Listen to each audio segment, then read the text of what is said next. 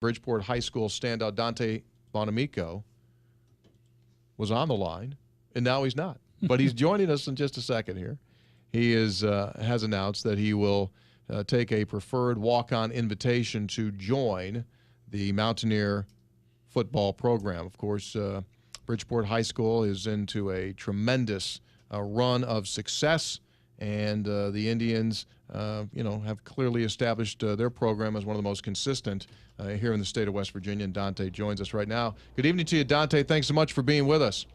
Hi, Tony. How are you? I'm great. Good to hear your voice again. Congratulations to you. Thank you very much. All right, so here we go, my man.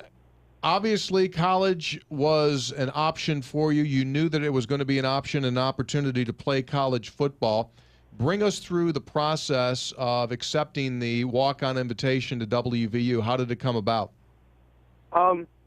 Last year after our state championship game, Coach Gibson approached our head coach, Josh Nicewarner, and, just said, I haven't invited walk-on, as of now, and then, next year we'll talk to you, at this time. And Coach Gibson and Coach Nicewarner talked, and then I told him that I was going to accept it, and it was something that I wanted to do. What about other schools that had shown interest in you, Dante? Who were they, and how difficult was that? Because I'm sure you had opportunities to get some scholarship money right off the bat, although you have an opportunity to eventually get scholarship money at West Virginia.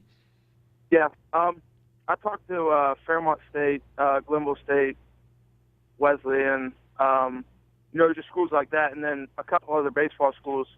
But, I just had my mindset from day one on West Virginia.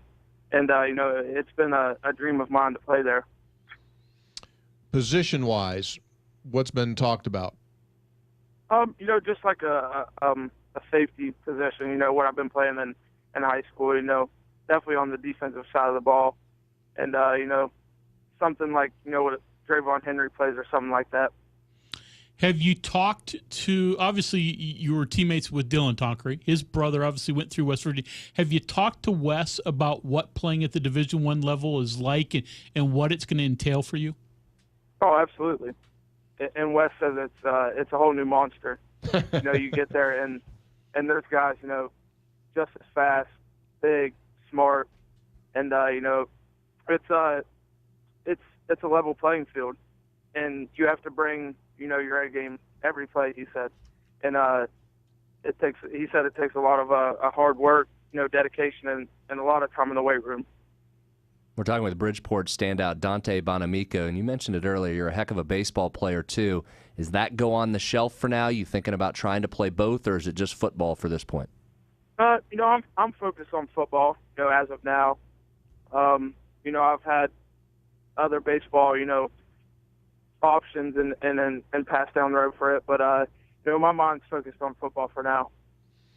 Physically, what needs to be done? What do you need to do here in the months leading up to your arrival here on campus? And it'll go by real quick. I'm sure you're going to start rolling in here probably in June. What do you work on? Oh, weightlifting, is the biggest one for right now. Speed and agility comes, just right second up to that. But, just staying in the weight room, keeping my body right, eating right, and just doing all the necessary things that it is to play at this level. And it starts in the weight room for me. Yeah. Through the years, we have seen kids come through as walk-ons. And the reality of it is, as you said, I think it's the hardest thing to do, to be quite honest with you, in football.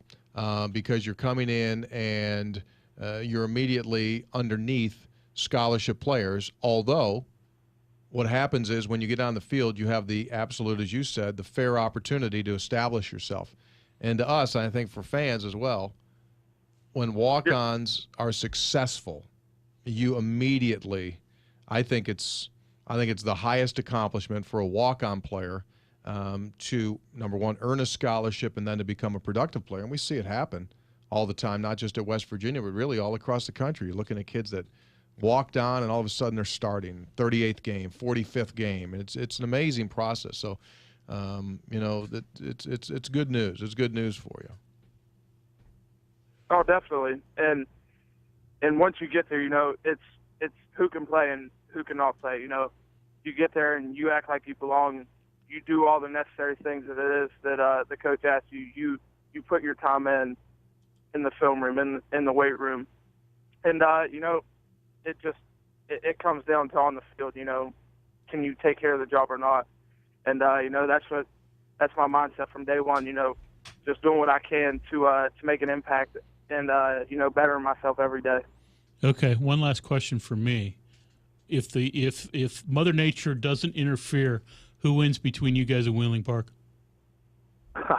Yeah, that'd be a great game, and it showed. You know, late in the year, you know, two of the best teams in West Virginia, you know, battling in state championships, and you know, I can't say whether it be a winner or a loss for us, but I can tell you one thing: it'd be a great game, and I'd love to see it happen.